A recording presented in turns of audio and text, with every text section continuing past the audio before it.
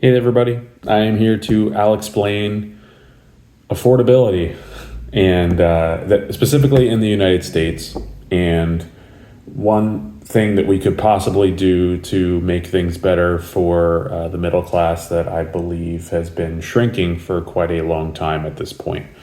So first off, I want to try to frame this as more of an economic discussion. I'm not an economist. I'm also not a politician. I'm just some regular guy that took Econ 101 in senior year of high school, and I think had a pretty decent education from my parents, and want to try to use that to inform those who have been told by many people that we should quote unquote tax the rich more, and what that might potentially mean for us if that were to happen. I have this little whiteboard above me with a really, really crude and small drawing that I'm hoping will just be simple to explain. But I've done very little prep work, and this is completely unscripted. So this is also completely in a new category for this channel.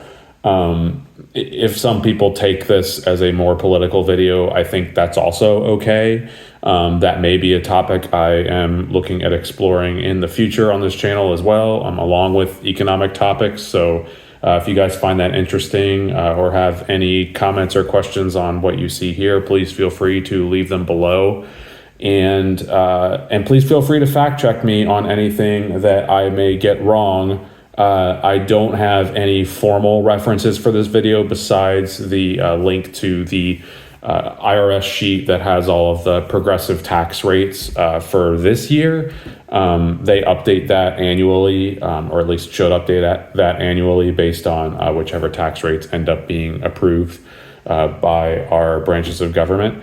So, but I just want to do a quick explainer and be like, hey, what might happen if we raise taxes on those who make a lot of money in the country? So with that, I'm going to bring up this board here. So this is super simple.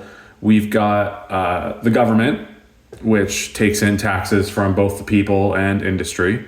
We've got the people who have, I've given 3 different brackets of income levels. There's low income, the middle class, and then high income people. And then we've got in industry, the big box stores, which are just usually large businesses, and then small businesses. That's about it. Pretty simple thing here. This is only really money. There's a lot of other things that obviously happen between these 3 groups, but I'm trying to focus on the economic side of things. So, we've got the government receiving taxes from both the people and industry. We've got industry giving people goods and services. We've got government giving programs and protections to people. And then people are giving taxes and their hard-earned income to industry, and then taxes to government. So quickly to go through these percentages over here, these are just our progressive tax system in a really tight nutshell.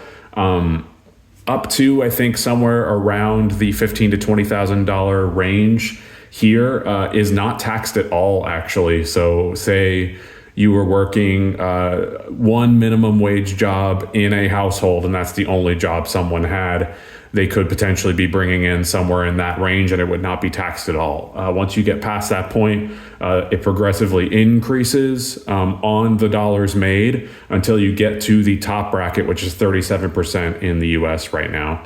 And the cap where that 37% starts being applied is somewhere around $500,000 a year, which in my opinion is definitely above middle class.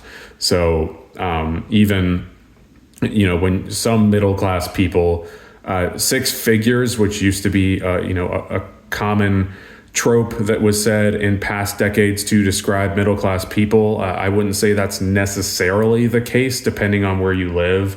But that's just getting into weeds we don't really need to get into right now. But to make it simple, the one change I think most would consider making here is taking these high income earners that earn over $500,000 a year and bumping this 37% rate up a couple of percentage points from like 37% to something like 39 or 40%. That would bring a lot more taxes to the government. The government could then use that to either upgrade their existing programs and protections, or to create new programs and protections that may be better for the people that the government should be serving. So examples that many people talk about are raising the minimum wage. So, for example, we could take these low income earners that are on that one minimum wage job and raise their, it would in some cases raise their tax burden, get them past that 0% bracket. But remember, those first $15,000 to $20,000 are still always at that 0%. So they still would not be paying very much in taxes. These high income earners obviously would be hurt a lot less by paying slightly more in tax than these low income earners would be. Say we took this 0% and just bumped it up to 2%. Well, there you go. You're really hurting their bottom line. They already are having a hard time probably being able to feed themselves and or their families. So that's a simple justification. But, say we raise this to 39 or 40%, then more money ends up going to the government. What is the government going to do at that point? I think that their reaction should be to take these lower tax brackets and shrink them by whichever amount of income ends up being brought in from these higher income earners. So say there's, if we're let's look at like a really small country. Let's say there's only like 20 high income earners and there's like 500 middle and low income earners. Well, then we could take all of the extra money that's being brought in to the government from these higher income earners, divide that by the amount of people, and then turn that into the new tax rate that's in between this 0 and 37. What that would do is it would positively impact income earners that are not in that high bracket. They would then be able to purchase more goods and services from these big box and small business locations. And that would in turn, I think, balance the economy out or even potentially help it and distribute wealth more evenly. Now, some people's arguments, I think, against that are, what might happen is a lot of these high income earners are CEOs or owners of these big box stores. And what the big box stores might do to counteract that would be, these high income earners would want higher salaries.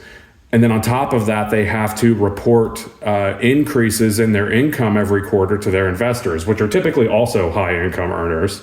I believe there is a statistic out there somewhere that states that 95% of the US stock market is invested in by the top 10% of income earners. So that's kind of where that challenge comes in. And the result of that would be the big box store may raise its prices for its goods and services, meaning these lower middle income earners would just end up paying a higher amount for their goods and services, and things would balance out that way, effectively meaning that these low and middle income earners aren't earning enough money. My counter argument to that would be, if you're raising that tax rate on those high income earners, and they turn around and do that strategy at the big box stores, what that may do is it may take the prices at which these big box stores charge and actually bring them closer in line with what a small business would charge. So small businesses typically have lower income margins. They make less money than big box stores do, typically because these small businesses are either proprietorships or S corporations or something like that. So those people are basically just paying income tax rates.